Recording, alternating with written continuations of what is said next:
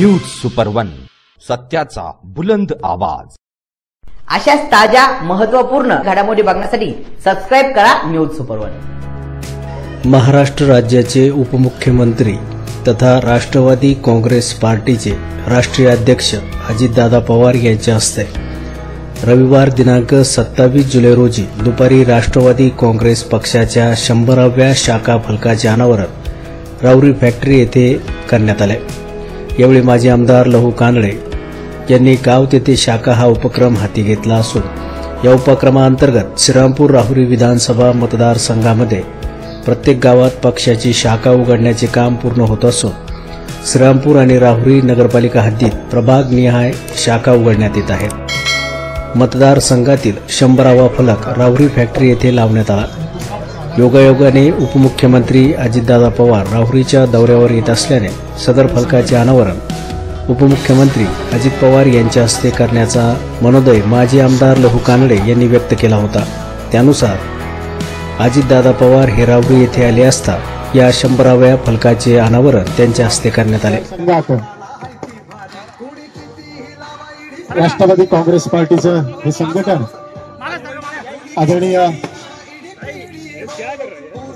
माजी आमदार लहूजी कानडे साहेब यांच्या प्रयत्नातून सुरू आहे आणि आज श्रीरामपूर तालुका असेल, दोरवाडी प्रवरा परिसर असेल, या ठिकाणी नाना कानडे, अमृतराव धुमाळ, अजयजी खिलारी सर्वच अरुण पाटील सर्वच पदाधिकाऱ्यांच्या हस्ते आदरणीय दादांचा सन्मान होतो। आणि आज हा आनंदाचा क्षण आहे की 100व्या शाखेचे उद्घाटन दादांचा आजोळ असलेल्या या देवळाली प्रवरा नगर परिषद हद्दीत 100 शाखा केल्या साहेब, 100 शाखा या ठिकाणी संपन्न होतं। यानंतर कृपया विनंती आहे स्टेजवर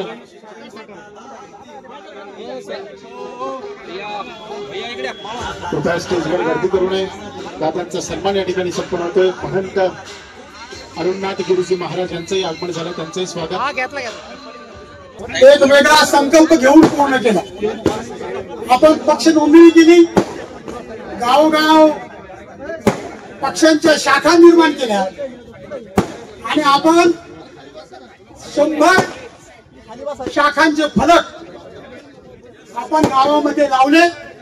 त्याच्या पाठीमागचा उद्देश अगदी तळागाळापर्यंत पक्ष संघटना उभी झाली पाहिजे आणि 100 फलकाचा एक प्रतिकात्मक अर्थ आपले दादा शतायुषी झाले पाहिजे। दादा हे अवघड राज्य, इथला शेतकरी, इथला कष्टकरी, येथील माता भगिनी, येथील दलित शोषित आदिवासी माणूस, शिवशाही फुले आंबेडकरांचा विचार घेऊन आपण राजकारण करत असताना या राज्याचं नेतृत्व आपण केलं पाहिजे।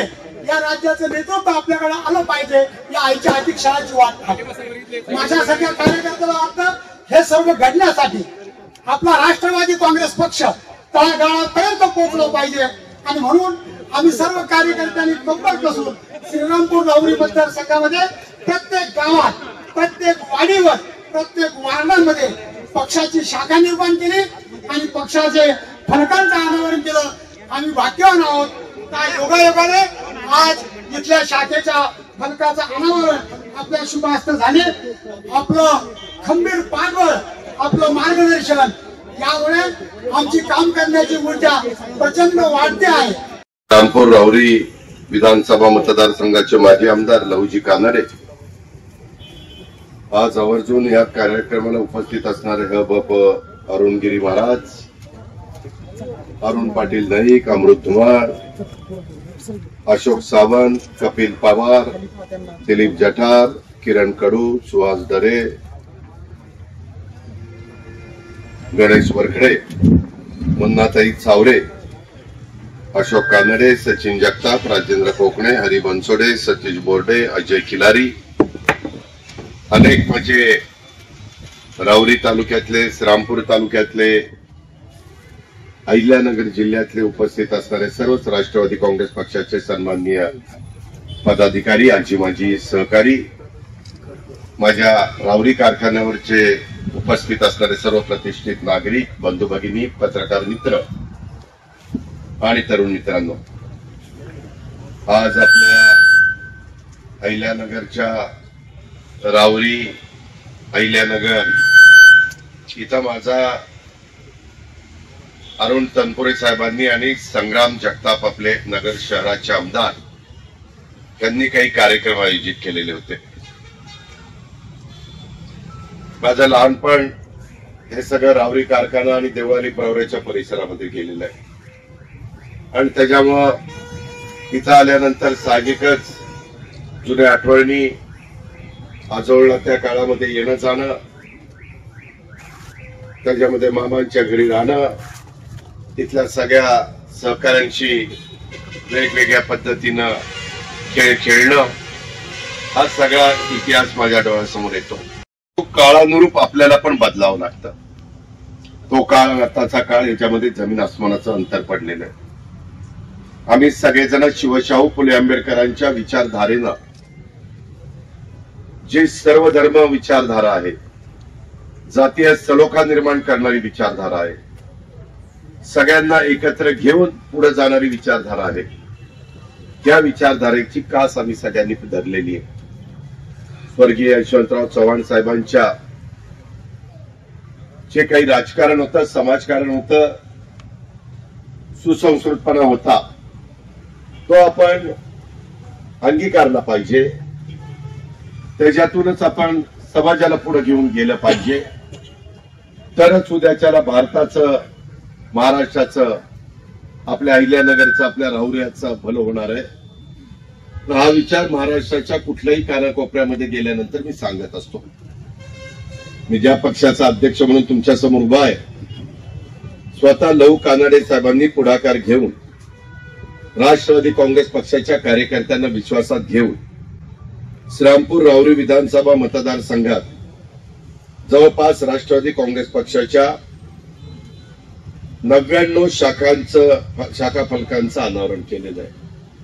आणि आज माझ्या हस्ते आपल्या सर्वांच्या हे महत्वाचं राहुरी कारखान्याचं ठिकाण इथं 100व्या शाखेच्या फलकाचं अनावरण झालं असं मी जाहीर करतो. पाट्या लावणं, त्याच्यातून पक्षाचा प्रचार करणं, त्याच्यातनं लोकांच्या मध्ये मिसळून पक्षाची भूमिका समजावून सांगणं, त्याच्यातनं मग पक्षाच्या माध्यमातून लोकांच्या अडीअडचणी सोडवणं, हे आपलं काम आहे. सगळ्या वडीलधाऱ्यांनी अंगीकारलेली आहे. माझा पण राजकीय जीवनामध्ये 35 वर्षाचा अनुभव आहे. मी पण खासदार, राज्यमंत्री, आमदार, विरोधी पक्ष नेता, उपमुख्यमंत्री अशी विविध पदं माझ्या बारामतीकरांच्या पाठिंब्याच्या जोरावर, महाराष्ट्राच्या जनतेच्या प्रेमाने आम्ही मिळवली आणि त्याच्यातनं आम्ही काम करतोय. वेगवेगळ्या समस्या असतात, प्रश्न असतात. साहजिकच ज्या रावरी सहकारी साखर कारखान्याच्या परिसरामध्ये ही छोटी सभा होतीये, इथं युगपुरुष छत्रपती शिवाजी महाराजांचा अश्वारूढ पुतळा, तिच्या पुढे जाऊन महाराजांच्या पुढे नतमस्तक आम्ही झालो आणि महाराजांनी जो विचार मांडलेला आहे त्याच विचाराने आम्ही पुढे चाललोय. माझी आपल्याला विनंती आहे की इथं लहानपणी अतिशय वैभव आम्ही बघितलेलं आहे. स्वर्गीय बाबूराव दादा तनपुरे साहेबांनी हा कारखाना उभा केला. त्या काळामध्ये अनेक या जिल्ह्यामध्ये मातब्बर नेते जन्माला होऊन गेले. विखे पाटलांनी कारखाना उभा केला, काळ्यांनी केला, कोल्ह्यांनी केला, घुल्यांनी केला, गडाकांनी केला, तनपुरे साहेबांनी केला, खूप नागवडे साहेब बापूंनी केला. अनेक मान्यवरांची नावं तिथे घेता येतील. परंतु त्याच्यात पहिली पिढी काही ठिकाणी गेली, दुसरी पिढी गेली, तिसरी पिढी गेली, चौथी पिढी आज पुढे आलेली आहे. पद्मश्री विखे पाटलांनी पहिला सहकारी साखर कारखाना काढला, त्याच्यामध्ये स्वतः पद्मश्री पहिल्यांदा प्रमुख होते. त्याच्यानंतर बाळासाहेब विखे प्रमुख झाले, नंतर राधाकृष्ण विखे प्रमुख झाले, त्याच्यानंतर आता सुजय विखे प्रमुख झालेले. 4 पिढ्या. परंतु इथं मात्र कारखान्याची परिस्थिती थोडीशी बिकट आहे. अनेक दिग्गज नेते या कारखान्याचे चेअरमन झालेले, आम्ही लोकांनी पाहिलेले आहे. कारण मी सुरुवातीलाच उल्लेख केला की माझा जन्मच मुळात देवळाली प्रवरामध्ये झालेला आणि त्याच्यामुळं बाबुराव दादांचा काळ देखील स्वर्गीय बाबुराव दादांचा, तनपुरे साहेबांचा आम्ही बघितला, लक्ष्मणराव कदम साहेबांचा पण आमच्या मामांचा काळ आम्ही बघितला, गाडे पाटलांचा काळ बघितला, रामदास पाटील धुमाळांचा काळ आम्ही बघितला. अनेक जण, किती नावं मी तुम्हाला सांगू की त्यांचा सगळ्यांचा काळ बघितला. इथं अतिशय आर्थिक संपन्नता होती, आर्थिक वैभव इथं ओसंडून वाहत होतं. परंतु तो कारखाना अडचणीत आल्यानंतर आज इथली परिस्थिती, त्याचा परिणाम छोट्या मोठ्या व्यापाऱ्यांच्यावर होतं. त्याचा परिणाम दिवसभर काम करून संध्याकाळी ज्यांची चूल पेटती अशा छोट्या माझ्या व्यावसायिक धारकांच्यावर होतो. त्याच्यातून अनेक अडचणीला सामोरं जावं लागतं. तेच नेमकं इथं घडलेलं आहे. मी त्याच्याबद्दल राहुरी कृषी उत्पन्न बाजार समितीच्या शेतकरी निवास आणि उपाहारगृहाच्या उद्घाटनाच्या निमित्तानं माझे विचार मांडलेत. मी देखील राज्याचा उपमुख्यमंत्री म्हणून आता अरुण तनपुरे साहेबांच्या नेतृत्वाखालचा अलीकडच्याच काळामध्ये पॅनल निवडून आलेला आहे. तिथं कसं पुन्हा वैभवाचे दिवस प्राप्त होतील. कष्ट आहे, मेहनत आहे, कर्जाचा डोंगर आहे, परंतु त्याच्यातून शेतकऱ्यांचा विश्वास संपादन करावा लागणार आहे. घेतलेल्या कर्जाची परतफेड करावी लागणार आहे. एनसीडीसी कडनं मदत घ्यावी लागणार आहे. राज्य सरकारच्याकडनं, सहकार विभागाच्याकडनं मदत घ्यावी लागणार आहे. काही बाबतीमध्ये वन टाइम सेटलमेंट करावी लागणार आहे. काही बाबतीमध्ये कारखान्याचे प्रमुखांना, संपूर्ण संचालक बोर्डाला एक नया पैसा इथं खर्च होणार नाही यांच्यावर असा प्रयत्न करावा लागणार आहे. त्यांना कारखाना त्याचा व्यवस्थितपणे पहिले दिवस प्राप्त होईपर्यंत भत्ता देखील घ्यावा लागणार नाही, गाडी पण वापरता येणार नाही, तिथं चहाशिवाय काही मिळणार नाही. असे फार कडक भूमिका हे स्वीकारावी लागेल. तर हे सगळं पुन्हा जागेवर येण्याच्या करता मदत होईल.